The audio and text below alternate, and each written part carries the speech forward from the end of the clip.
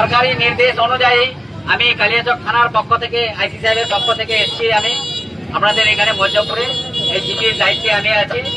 আপনাদেরকে জানানো হচ্ছে সরকারিভাবে যে আগামীকাল কুরবানি আছে। কুরবানিতে আপনাদেরকে আগেও বলা হয়েছে, আবার নতুন করে বলা হচ্ছে যে কোনো রকম গরু কুরবানি দেওয়া যাবে না।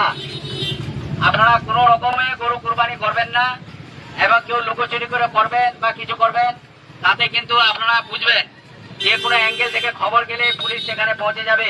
ড্রোন থাকবে, ক্যামেরা থাকবে, বিভিন্ন অ্যাঙ্গেল থেকে খবর যেতেই পারে, আপনার পাশের বাড়ির লোক খবর দিতেই পারে।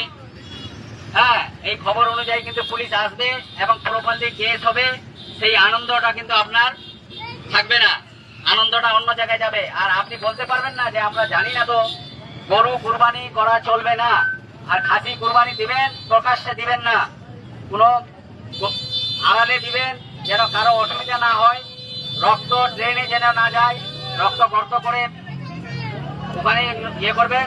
কোনো হাড় কোথাও ফেলবেন না। এদিকে একটা হাড় ফেললেন, একটা কুকুর কোথাও নিয়ে যা মন্দিরে ফেলে দিল, সেটা নিয়ে বিতর্ক যেন না হয়। আমরা আনন্দ করব, অবশ্যই করব, কিন্তু কাউকে অসুবিধা করে আনন্দ করব না। আর সবাই শুনে নেন, গরু কুরবানি দেওয়া চলবে না। কাউকে ফোন করেও বলবেন না যে আমি যদি কোনো জায়গা গোপনে দিব বা কিছু করে দিব, সেটা কিন্তু কেউ দায়িত্ব নিবে না। সে নিজের দায়িত্ব বুঝে নেবেন। সরকারের নির্দেশটা মানবেন আপনারা সবাই। এবং মাংস যখন কেউ আত্মীয় স্বজনের বাড়িতে নিয়ে যাবেন, সাবধানে দেখবেন খাসির মাংস নিয়ে যাচ্ছেন না গরুর মাংস নিয়ে যাচ্ছেন, কেউ কিন্তু পুরা বিচার করবে না। একটা টোটোতে উঠছেন আপনারা, দুইজন প্যাসেঞ্জার পাবলিক আপনি আছেন, দুজন আর অন্য কোনো প্যাসেঞ্জার আছে, ওই টোটোতে যাবেন না মাংস নিয়ে।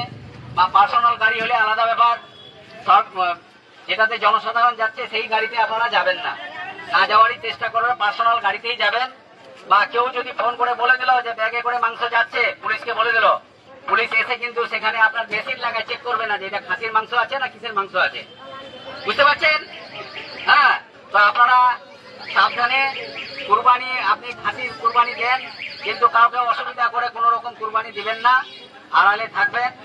এবং সেদিন বাইক হেলমেট ছাড়া দুজনের বেশি যাবেন না, হেলমেট লাগবে মাস্ট।